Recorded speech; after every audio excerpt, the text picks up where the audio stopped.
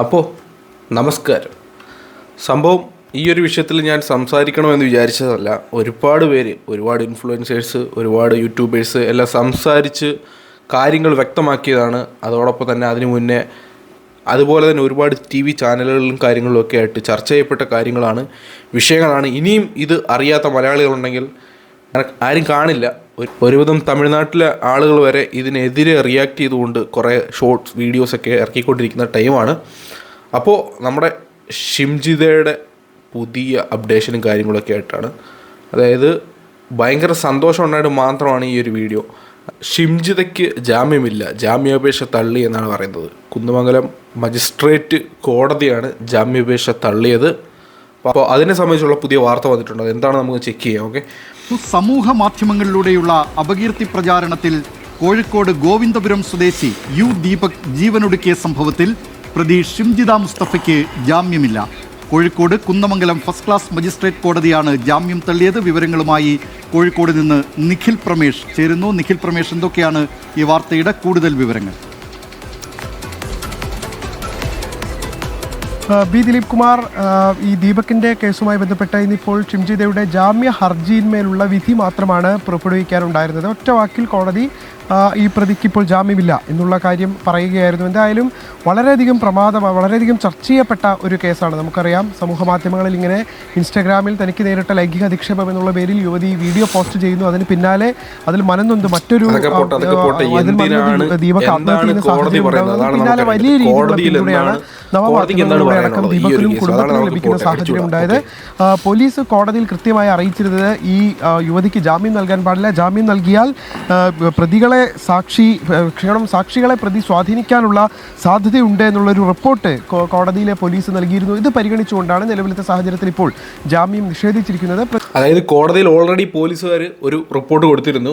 അതായത് ഒരു കാരണവശാലും ജാമ്യം കൊടുക്കരുത്, ജാമ്യം കൊടുത്തു കഴിഞ്ഞാൽ ഈ പ്രതി പുറത്തിറങ്ങിയിട്ട് സാക്ഷിയെ കണ്ടിട്ട്, അതായത് സാക്ഷികളായിട്ടുള്ള ആരെങ്കിലൊക്കെ കണ്ടിട്ട് സ്വാധീനിച്ചിട്ട് ഇവളുടെ സൈഡ് ആക്കാം എന്നുള്ളൊരു സംഭവമുണ്ട്. അതായത് ഈ സാക്ഷി എന്ന് ഉദ്ദേശിക്കുന്നത്, ഈ വീഡിയോ എടുത്തപ്പോൾ പറയുന്നുണ്ടായിരുന്നു, മുന്നിൽ ഒരു പെൺകുട്ടിക്ക് എന്തോ ഒരു ബുദ്ധിമുട്ട് ഫീൽ ചെയ്തു, അതിനെ തുടർന്നാണ് പുള്ളിക്കാരത്തി വീഡിയോ ഓൺ ആക്കിയെന്നാണ് സംസാരിക്കുന്നത്. അപ്പോൾ ആ പുള്ളിക്കാരത്തിയോട് സംസാരിക്കും എന്നുള്ളൊരു സംഭവം വെച്ചിട്ടാവണം പോലീസ് ഓൾറെഡി ഒരു റിപ്പോർട്ട് കോടതിക്ക് കൊടുത്തിട്ടുണ്ടായിരുന്നു.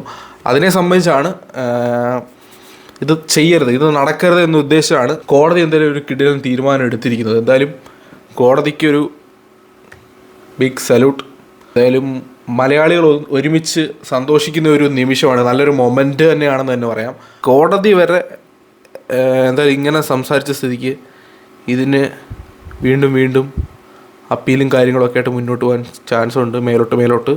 എങ്കിൽ പോലും നമുക്ക് മലയാളികൾക്ക് ഒരു ആശ്വസിക്കാൻ പറ്റുന്ന ഒരു വാർത്തയാണെന്ന് ഞാൻ പറയത്തുള്ളൂ. ഓക്കെ, ഇന്ന് കോടതിയിൽ എത്തിച്ചിരുന്നില്ല, പകരം ഈ ജാമ്യമില്ല എന്നുള്ള കാര്യം അറിയിക്കുക മാത്രമാണ് ചെയ്തിരുന്നത്. പോലീസ് അന്വേഷണം ഈ കേസിൽ മുന്നോട്ട് പോവുകയാണ് ദിലീപ് കുമാർ. അതിനിടയിലാണ് ഈ പ്രതിയുടെ ജാമ്യം തള്ളുന്ന സാഹചര്യം ഉണ്ടാകുന്നത്. ഇപ്പോഴും മഞ്ചേരി ജയിലിൽ തന്നെയാണ് പ്രതി ഉള്ളത്. ഇതുവരെ കസ്റ്റഡി അപേക്ഷ പോലും ഈ കേസുമായി ബന്ധപ്പെട്ട് പോലീസ് നൽകിയിട്ടില്ല. കസ്റ്റഡി അപേക്ഷ നൽകാത്തതിന് പ്രധാനമായുള്ള 2 കാരണങ്ങളാണ്. ഒന്ന്, ജനരോഷമാണ്. ഇപ്പോഴും ഈ പ്രതിക്കെതിരെയുള്ള ജനങ്ങളുടെ രോഷം അടങ്ങിയിട്ടില്ല. നമ്മളിപ്പോഴും ഗോവിന്ദപുരത്ത് ദീപകിൻ്റെ വീട്ടിലേക്ക് പോകുമ്പോൾ കാണാൻ കഴിയും, സമൂഹത്തിൻ്റെ നാനാ തുറകളിൽപ്പെട്ട ആളുകൾ ഈ കുടുംബത്തിന് ഐക്യദാർഢ്യം പ്രഖ്യാപിച്ചുകൊണ്ട് അവിടേക്ക് എത്തിച്ചേരുന്ന കാഴ്ച നമുക്ക് കാണാൻ കഴിയുമായിരുന്നു. അതോടൊപ്പം തന്നെ ഈ മറ്റൊരു പോലീസിന് മുന്നിലുള്ള മറ്റൊരു പ്രധാനപ്പെട്ട വെല്ലുവിളി എന്ന് പറയുന്നത്, ഈ ദൃശ്യങ്ങൾ ഷൂട്ട് ചെയ്ത മൊബൈലിൽ നിന്ന് കൂടുതൽ വിവരങ്ങൾ കൂടി പോലീസിന് ലഭിക്കേണ്ടതുണ്ട്. അത് ഫോറൻസിക് പരിശോധനയ്ക്കും സൈബർ പരിശോധനയ്ക്കും അടക്കം ഇതിനോടൊപ്പം തന്നെ അയച്ചിട്ടുണ്ട്. അതിൻ്റെ വിവരങ്ങൾ കൂടി പുറത്തു വന്നാൽ മാത്രമേ പോലീസിന് കൂടുതൽ വിവരങ്ങൾ ലഭ്യമാകൂ. അതിനുശേഷം ഒരു വിശദമായ ചോദ്യം ചെയ്യൽ, തെളിവെടുപ്പ് എന്നുള്ളതാണ് പോലീസ് കരുതുന്നത്. ഈ പ്രതിയെ കസ്റ്റഡിയിൽ ലഭിച്ചതിന് ശേഷം ഈ റൂട്ടിലൂടെ യാത്ര ചെയ്തുകൊണ്ട് തന്നെ പോലീസിന് വിവരങ്ങൾ ശേഖരിക്കേണ്ടതുണ്ട്. പയ്യന്നൂരിൽ നിന്നാണ് ഈ ബസ്സിൽ നമുക്കറിയാം ദീപക് കയറിയത്. രണ്ടാമത്തെ കാര്യം എന്താണെന്ന് വെച്ച് കഴിഞ്ഞാൽ, ഈ ഷിംജിതയുടെ ഫോണിനുള്ളിൽ വീണ്ടും പരിശോധനകൾ നടത്തണമെന്നാണ് പറയുന്നത്. അതായത് 7 വീഡിയോ എന്തോ ഉണ്ടെന്നാണ് പറയുന്നത് കേട്ടോ. 7 വീഡിയോ. ഈ 7 വീഡിയോയ്ക്കകത്ത് പുള്ളിക്കാരത്തി പല ടേക്ക് എടുത്തതായിരിക്കും. സംഭവം എന്താണെന്ന് അറിയത്തില്ല.